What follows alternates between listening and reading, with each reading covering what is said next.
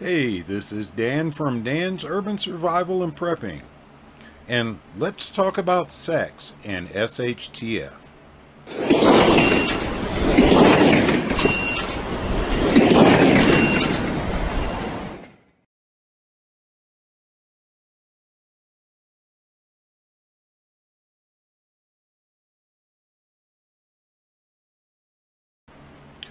What does sex have to do with an s.h.t.f. event? Let's talk about it, and I'll give you my opinions and ideas on what I think will most likely happen after a long-term s.h.t.f. event. This video is not intended to take any moral or ethical stand whatsoever on whether this subject is right or wrong. It's just my observations of life as it is now and what I could see happening after a long-term s.h.t.f. event. You're a trader. You've been on the road for about 3 months now, pretty much on your own, other than the few groups of people you've run into to trade with.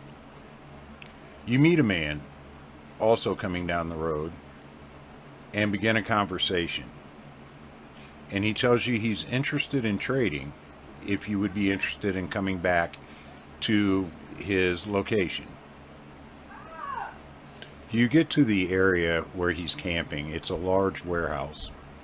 And inside the warehouse, there are about 12 young girls to late 20s women. You two begin talking about the things he'd like to procure from you.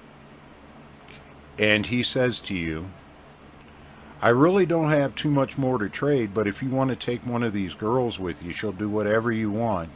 I will trade you one of them. You're not really surprised. You've seen it before. After the s.h.t.f. event, you've seen that a lot of women, either voluntarily or from being forced, are selling themselves in order to survive. How do you react in this situation? What would you do? I look forward to seeing your comments on scenario number 1 below. But let's get on to the next scenario. Scenario number 2.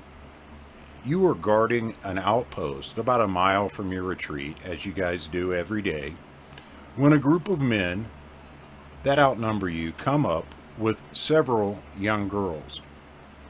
After stopping them and asking their intentions, they explain to you that they are just passing through, trying to get to a town that's several miles away, so they can sell off the products that they've found to a trader.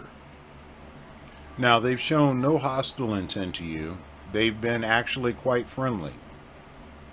But knowing that they are going to sell these girls in the next town over, what would you do?